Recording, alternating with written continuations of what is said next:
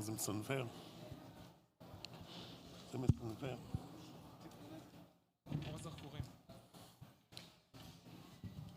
So, as if being responsible for 80 synagogues throughout Israel is not a big enough of achievement, this is not going to be the base for our discussion. In order to lay the grounds for what we're going to discuss, there are two facts that not enough American Jews, for instance, know, that the kibbutzim are strongholds of leftism and secularism in Israel. Not enough Israelis know that the plights that Israel endured before the war, I'm talking about the outright defiance and calls for refusal due to the victory of the right-wing government in 2022, came from the kibbutzim. And in this mapleya, in this hall of darkness, this is the arena where Rabbi Raanan is working. And from there is going to bring us now great news, something yet to be exposed to the public. And this is the way that the communities in which you work adapt and absorb your work and the presence of Judaism, the presence of synagogue and services within the kibbutzim. Tell us the great news. Okay. Hello, everybody. Thank you for joining us.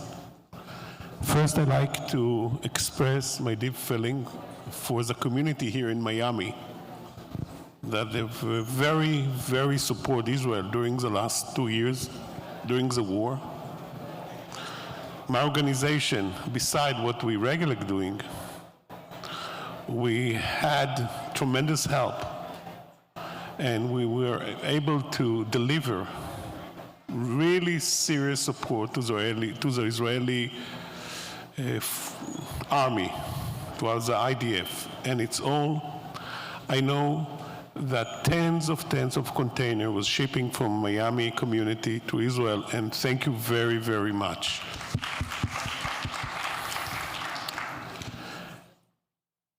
You know, it's old news, and I keep telling that in 1914, when the famous group of the rabbis went to the journey to visit the new settlement, just a few months before the First World War break. So in Merchavia, if I remember, in Merchavia, stood up a farmer, and he's steering on Rav Kook, Rav Yitzchak Kook Zatzal, and Rabbi Yosef Chaim Sonnenfeld, famous, the Rav of Yerushalayim, and he asked that exact question. Rabbanei Yerushalayim, Eifo haytem ad hayom? Where you have been until today? That's more than 110 years ago. And I think that question is asking every day, every hour, and maybe more than that. Where are you? Why you separate yourself, even brutally, away from us? Why can't we share life together? Why can't we be appreciated by you? Rabbi, you say that this question from 110 years ago resonates today, after October 7th, way stronger than it did before. So there was a gap. Describe the change that you sense in the atmosphere, in the kibbutzim, in the moshavim, where we work post-October 7th. So I have to tell you a secret, that in the last 2 years, everybody asked me, Shlomo, you in the field. For 30 years, my staff and me go from town to town, from kibbutz to kibbutz, sharing time together, have many activities. And everybody asks me, Shlomo, what's happening? Do you feel the difference? Do you feel the third of unity?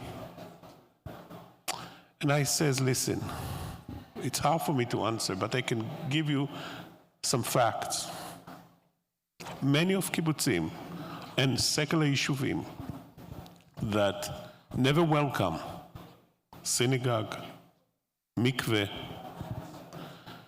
They knock on the door and he says, Shlomo, please.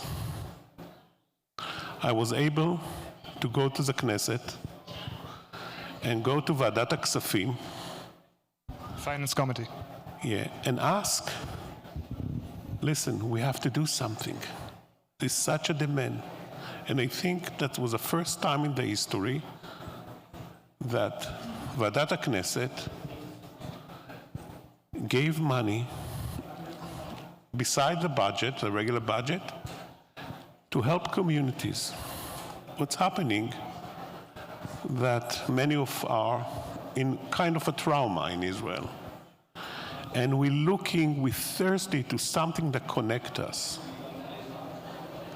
And I see while I'm speaking with Mechinot Kedam Tzvayot, with high school teacher, and surprisingly also with principals of schools all over Israel.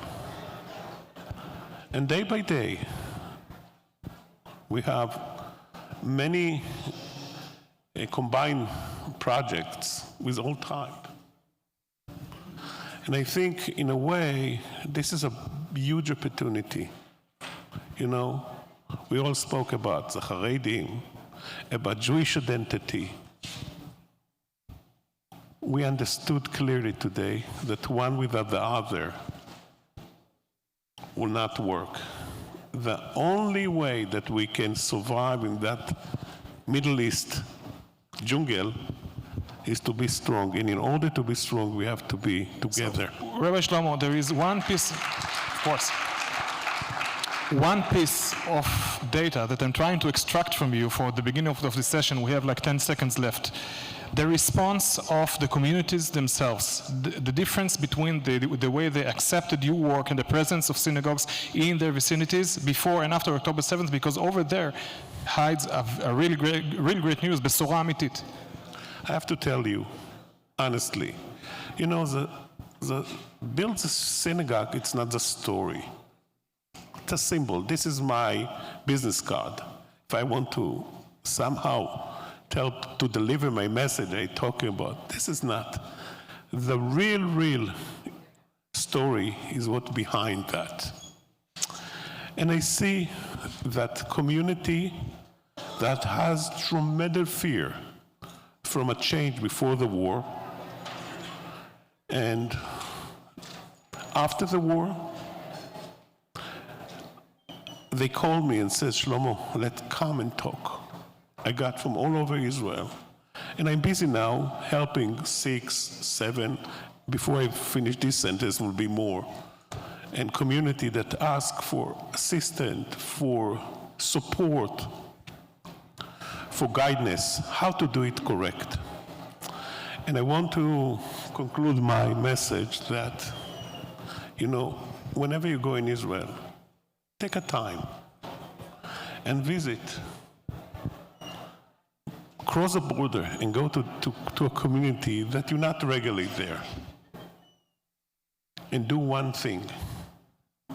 Just listen. Focus on listening. And you see how much you accomplish. Right now, we build shul, but we not only build shul, we help in other way.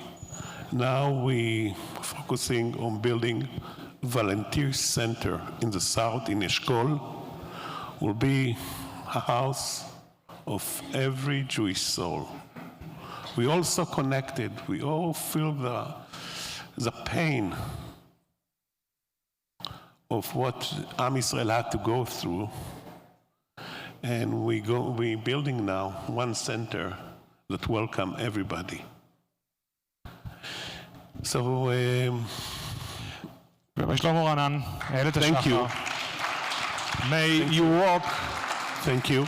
I want to invite all of you to join us in our activity, in our journey.